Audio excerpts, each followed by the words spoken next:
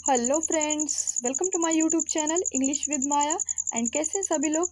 I hope अच्छे होंगे friend. तो फ्रेंड, हम लोग पढ़ रहे हैं रॉबर्ट ली फर्स्ट के बारे में, जिसमें हम लोग कल उनकी थोड़ी सी बायोग्राफी और मेजर वर्क्स के बारे में पढ़े हैं और कुछ मल्टीपल क्वेश्चंस की भी हम लोग कल पढ़ा था। तो चलिए फ्रेंड्स, आज हम लोग स्टार्ट करते हैं अपने रॉबर्ट ली फर्स्ट के बारे में। तो चलिए अब देरी ना करते हुए क्लास को स्टार्ट करेंगे। स्टार्ट करने से पहले अगर आप चैनल में नए हैं तो चैनल को सब्सक्राइब करें, लाइक करें, कमेंट करें, शेयर करें। अगर आप MRTGT या UPTGT का फुल सिलेबस आप पढ़ना चाहते हैं, English literature, language plus vocab की क्लासेस लेना चाहते हैं, तो आप जुड़े रहें हमारे चैनल से। इंग्लिश विद माया नाम को आप सब्सक्राइब करें, लाइक करें, कमेंट करें, शेयर करें। तो चलिए फ्रेंड्स, क्लास को स्टार्ट करते हैं। देखिए, कल हम लोगों ने ये सारी समरी पढ़ ली थी और ये सारे क्वेश्चंस भी कर लिए थे। लगभग हम लोगों ने 20 क्वेश्चंस कवर किए थे। चलिए आगे के क्वेश्चंस आज हम लोग पढ़ने वाले हैं। तो देखिए, यहाँ से आज हम 21 से पढ़ेंगे। देखिए, first is habitual for. First habitual माने जाते थे किसके लिए? प्रेजेंटाइजिंग के लिए, हाइफेनेशन के लिए, पैराडॉक्स के लिए, या फिर नन ऑफ दिस। तो वो जाने जाते थे किसके लिए?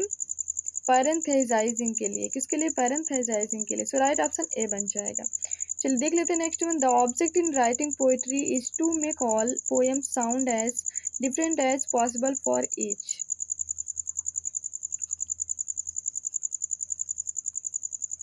देखिए, other, each other, who said, ये कमेंट्स किसने कहे हैं? तो विटमैन ने, डिकेंसन ने, फर्स्ट ने, या फिर सेंसबर्ग ने। ओके, तो फ्रेंड्स आपको पता ही है ये कमेंट्स किसके हैं। तो ये कमेंट्स आपके हैं रॉबर्ट फर्स्ट के। किसके हैं? रॉबर्ट फर्स्ट के। ओके, चलिए देख लेते हैं नेक्स्ट वन क्वेश्चंस को। The woods are lovely, the woods are lovely, dark and deep.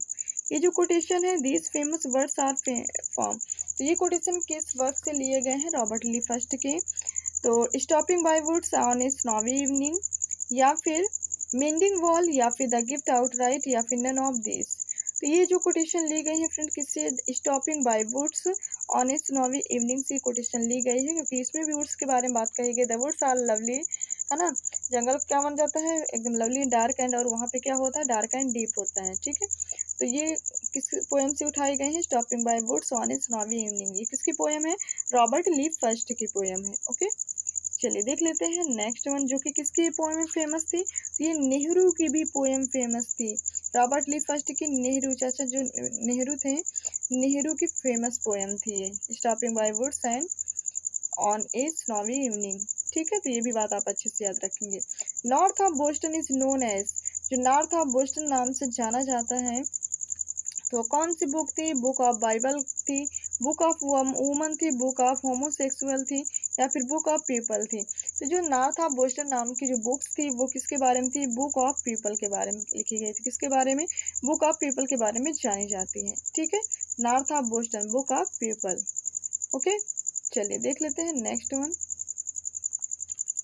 देखिए, which book of Frost is called as one of the revolutionary books of modern times according to Ezra Pound. ठीक है, जो book मतलब कि Robert की जो first की जो बुक, कौन सी ऐसी बुक थी जिसको बुलाया गया one of the revolutionary book of modern times according to Ezra Pound के अकॉर्डिंग। मॉडर्न मतलब कि कैसी थी? मॉडर्न टाइम्स की वो रिवॉल्यूशनरी बुक के नाम से जानी गई। तो कौन थी? नॉर्थ ऑफ बोस्टन थी, कि फर्दर रेंज थी, विटनेस ट्री थी, या फिर नन ऑफ दिस थी। तो वो थी आपकी नॉर्थ ऑफ बोस्टन नाम की पोएम थी। कौन सी पोएम थी? नॉर्थ ऑफ बोस्टन नाम की पोएम थी, जिसको बोला गया है एजरा पाउंड के अकॉर्डिंग कि मॉडर्न टाइम की ये रिवोल्यूशनरी बुक्स है। ओके, चलिए देख लेते हैं next one question. Who wrote the note for a boy's will 1913। जो किसने लिखा था ये बॉयज विल 1913 की एक पोएम आई थी? किसने लिखा था? टी हेल्म ने, या फिर लार्किन ने, एजरा पाउंड ने, या फिर नन ऑफ दीस ने। ओके, ए बॉयज विल, तो ए बॉयज विल आपको मैंने कल बताया था किसने लिखा था? ये लिखा था रॉबर्ट ली फर्स्ट ने। तो ये आपका राइट ऑप्शन बनेगा डी, क्योंकि ये यहाँ पे रॉन्ग लिखा गया है, क्योंकि एजरा पाउंड नहीं। ए बॉयज विल 1913 में जो आई थी वो लिखा था किसने? रॉबर्ट ली फर्स्ट ने। ओके, चलिए, in Robert Lee Frost the American people who have found their poet, their singer, their seer, in short their bird, who said. ये जो बातें कही गई हैं रॉबर्ट फर्स्ट के बारे में कि अमेरिकन पोएट के नाम से वो जाने जाते हैं, सिंगर के भी नाम से, their seer, in short their heart के भी नाम से जाने जाते हैं। तो कौन है, किसने कहा था ये बात? हिल्म ने, एजरा पाउंड ने, एडलाई स्टीवेंसन ने, या फिर नॉन ऑफ दिस ने? तो उसने किसने कहा था? एडलाई स्टीवेंसन ने किसके बारे में? रॉबर्ट ली फर्स्ट के बारे में ये बात कही थी। ठीक है, सो राइट ऑप्शन आपका बन जाता है सी।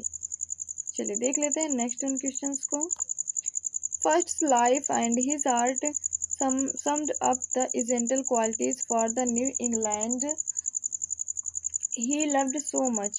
The fresh delight in nature, the plainness of speech, the canny wisdom, and the deep underlying insight into the human soul.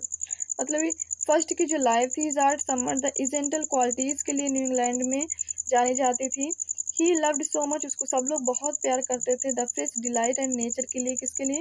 Fresh delight nature में, उनको फ्रेश डिलाइट के लिए। द पेनलेस ऑफ स्पीच के लिए, द कैनी विजडम के लिए, and deep underlining insight into the मतलब humanity soul के लिए। ये सारी चीज़ें रॉबर्ट फर्स्ट के बारे में कही गई हैं। किसने कहा है? प्रेसिडेंट कैनेडी ने कहा है, कि वाशिंगटन ने कहा है, कि अब्राहम लिंकन ने कहा है, या फिर नन ऑफ दिस? किसने कहा? तो ये कहा था आपके प्रेसिडेंट कैनेडी ने। किसने कहा था? प्रेसिडेंट कैनेडी ने ये बात कही थी। किसके बारे में? रॉबर्ट ली फर्स्ट के बारे में। ओके, चलिए देख लेते हैं नेक्स्ट उन क्वेश्चंस को। The truth is that first was the famous first American who could B honestly reckoned a master poet by world standards who said। ये बात किसने कही थी? इजरा पाउंड ने, सैमसन ने, रॉबर्ट ग्रेव्स ने, ओलिवर एल्टन ने। ओके, सो राइट ऑप्शन फ्रेंड्स बन जाता है रॉबर्ट ग्रेव्स ने। ये वर्ड्स कहे थे, the truth is the first के बारे में कहे थे, the truth is the first was first American who could be honestly reckoned a master poet by words standard. ये कहे थे रॉबर्ट ग्रेव्स ने रॉबर्ट फर्स्ट के बारे में। ओके, चलिए देख लेते हैं नेक्स्ट उन क्वेश्चंस को। Whose name is associated with New England. कौन सा ऐसा नाम आता है जो न्यू इंग्लैंड से एसोसिएटेड मतलब संबंधित है? रॉबर्ट फर्स्ट है, कि विटमैन है, कि डिकेंसन है, कि सेंट्सबर्ग है? वो आता है कौन सा? Robert first. कौन सा आता है फ्रेंड? रॉबर्ट फर्स्ट जो न्यू इंग्लैंड से एसोसिएट मतलब संबंधित माने जाते हैं, वो कौन थे? क्योंकि ये न्यू इंग्लैंड में ही जाकर के ये पोएट बने और वहीं पे अपने सारे वर्क्स लिखे थे, इसीलिए इनको जाना जाता है। ठीक है, इंग्लैंड से संबंध, एसोसिएटेड विद न्यू इंग्लैंड। चलिए देख लेते हैं next. I might be called a synecdochist, for I refer synecdoche in poetry that figure of speech in which we use a part of whole। मतलब कि I might be called synecdochist, I prefer synecdoche। synecdoche आप जानते हैं, part of whole and whole to part, ये बात कही गई है। तो ये किसने कहा था, किसने यूज़ किया था?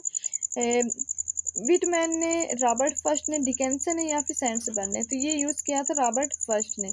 ओके, सो राइट ऑप्शन आपका बन जाता है बी। चलिए देख लेते हैं नेक्स्ट उन क्वेश्चंस को।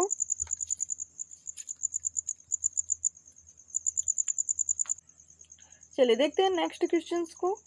He used the natural flexibility of language within the structure of meter, bringing originally in a personal style to conventional patterns of poetry. Moreover, he brings the elfish quality of turning Orpheus a thought inside out or upside down to get a whimsically of fairness of vision. As an artist, he values himself and keeps coming back to this truth, which are his directives.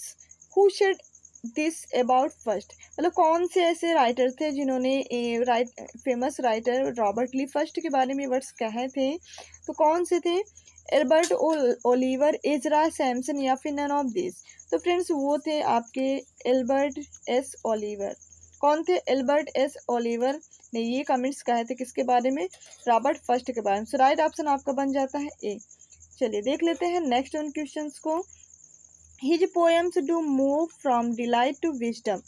His poems to move from delight of wisdom, मतलब उनकी जो poems थी वो wisdom को delight करती हैं, move करती हैं। Who said this about first, ये वर्ड्स किसने कहे थे, कमेंट्स किसने कहे थे फर्स्ट के बारे में? Albert S Oliver, Ezra pound या फिर सैमसन या फिर नन ऑफ दिस। तो ये वर्ड कहे थे एल्बर्ट ओ ओलिवर ने। किसने? एल्बर्ट एस ओलिवर ने कहे थे रॉबर्ट फर्स्ट के बारे में कि उनकी जितनी भी पोएम्स हैं वो विजडम को डिलाइट करती, विजडम डिलाइट होके मूव करती हैं। ओके, सो राइट ऑप्शन ए बन जाएगा। देख लेते हैं यहाँ पे नेक्स्ट वन क्वेश्चन को। Who wrote singer of breaches 1957 में? सिंगर ऑफ ब्रिचेस 1957 में किसने लिखा था? सिडनी कॉक्स ने, एल्बर्ट एस ओलिवर ने या फिर एजरा पाउंड ने या फिर नन ऑफ दिस ने। तो ब्रिचेस नाम की जो पोएम, सिर्फ ब्रिचेस नाम की जो पोएम थी वो रॉबर्ट ली फर्स्ट की थी, लेकिन जब सिंगर ऑफ ब्रिचेस नाम की पोएम जो 1957 में लिखा था वो कौन से राइटर ने लिखा था? तो लिखा था सिडनी कॉक्स ने। किसने लिखा था? सिडनी कॉक्स ने। इसी का मतलब उसी से मतलब कि कन्विंस होकर के उन्होंने लिख दिया था सिंगर ऑफ ब्रिचेस। ठीक है, सो राइट ऑप्शन बन जाता है ए। क्या बनेगा फ्रेंड्स? राइट ऑप्शन बनेगा आपका ए। ओके, चलिए देख लेते हैं नेक्स्ट वन क्वेश्चंस को। देखिए, who wrote the book Robert first? किसने लिखा रॉबर्ट के फर्स्ट के नाम पर book? The trial by existence. The trial by existence मतलब ये रॉबर्ट फर्स्ट की बुक पर ही ये बुक्स लिखी गई थी। ठीक है, the trial by existence. Elizabeth S sergeant ने या फिर सिडनी कॉक्स ने, एल्बर्ट एस ओलिवर ने या फिर एजरा पाउंड ने। तो ये लिखा था किसने? एलिजाबेथ एस सर्जिएंट ने। किसने? एलिजाबेथ एस सर्जिएंट ने। तो ये बात आप अच्छे से याद रखेंगे कि रॉबर्ट फर्स्ट की पोएम, रॉबर्ट फर्स्ट की बुक्स पर किसने बुक्स लिखा है?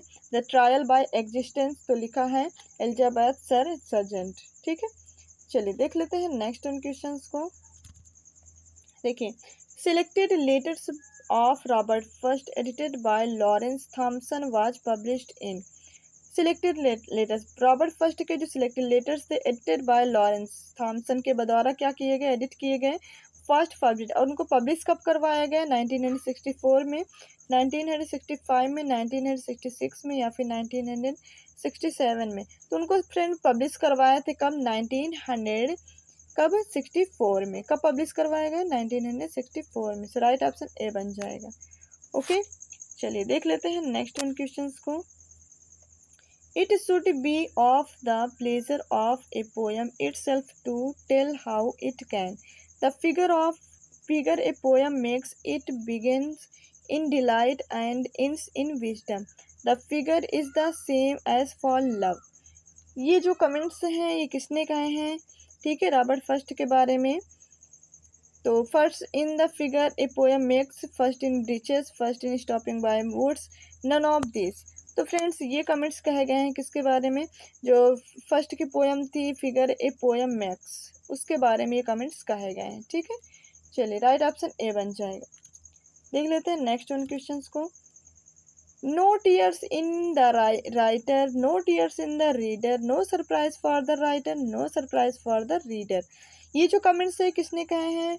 फर्स्ट के कौन सी पोएम के बारे में? Frost in Birches, Frost in stopping by woods, Frost in the figures a poem makes या फिर नन ऑफ दिस। तो ये कहे हैं किसने? First in the figure of a poem makes के बारे में। ये भी उसी के बारे में बात कही गई, उसी पोएम के बारे में। ठीक है, the figure a poem makes के बारे में। तो आप याद रखेंगे, no tears in the writer, no tears in the reader, no surprise the writer, no surprise for the reader. Okay, ये भी काफ़ी अच्छे कोटेशंस हैं। चलिए देख लेते हैं नेक्स्ट में। Like a piece of ice on a hot stove, the poem must ride on its own melting. A poem may be worked over once it is in being but may not be worried into being. Who said? ये जो comments है किसने कहे हैं? Frost in the figure of a poem makes, Frost in Birches, Frost in stopping by woods या फिर देख लेते हैं आगे, या फिर नन ऑफ दिस। तो फ्रेंड्स ये कहे गए हैं किसके बारे में? तो ये कहे गए हैं रॉबर्ट फर्स्ट के बारे में। कौन सी पोएम थी? The figure a poem max. ठीक है, तीन इसके कोटेशन से मिल चुके हैं और तीनों ही आप लोग अच्छे से याद रखेंगे। ठीक है, और तीनों ही इंपॉर्टेंट बन जाते हैं। चलिए देख लेते हैं नेक्स्ट वन क्वेश्चंस को।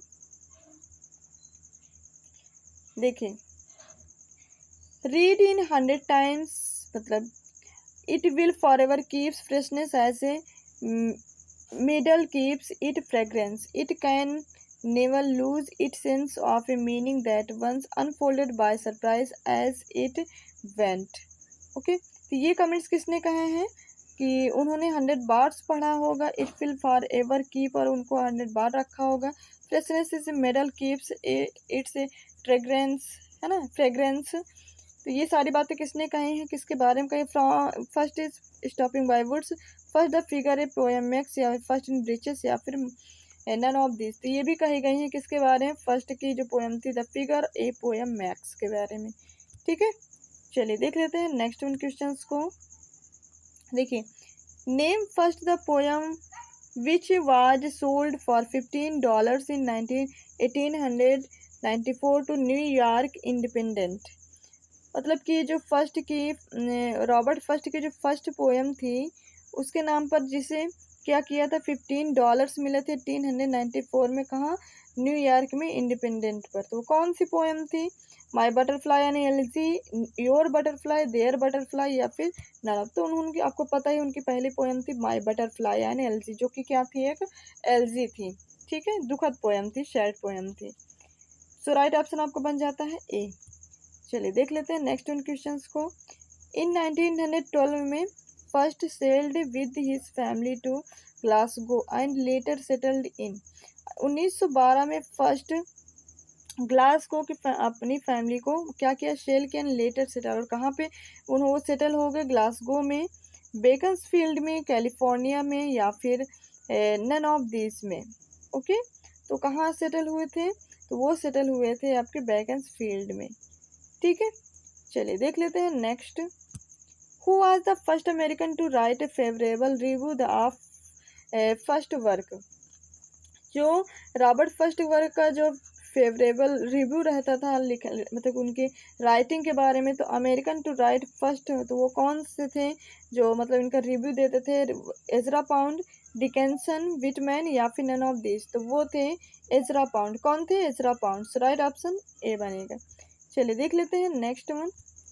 इन द फिल्म ग्रीन्स गांव house Kurt Russell recites some lines of the poem of Frost, identify the poem. मतलब कि जो ग्रीन्ड हाउस नाम की एक फिल्म बनी थी उसमें कर्ट रसेल ने रिसाइट किया है फर्स्ट की पोएम की कुछ लाइनों को, मतलब कि उसमें दिया है आइडेंटिफाई द पोएम। वो कौन सी ऐसी पोएम थी जिनकी लाइनें वहाँ पे दी गई? स्टॉपिंग बाय वुड्स थी, ब्रिचेस थी या फिर मेंडिक वॉल थी या फिर नन ऑफ दिस थी। तो फ्रेंड वो थी आपकी स्टॉपिंग बाय वुड्स। कौन सी थी? स्टॉपिंग बाय वुड्स पोएम थी रॉबर्ट फर्स्ट की, जो कि एक फिल्म बनी थी ग्रीन्ड हाउस जिसमें कर्ट रसेल ने ये पोएम्स को लाइनों को रिसाइट किया है। ठीक है, गाया है। चलिए देख लेते हैं नेक्स्ट वन।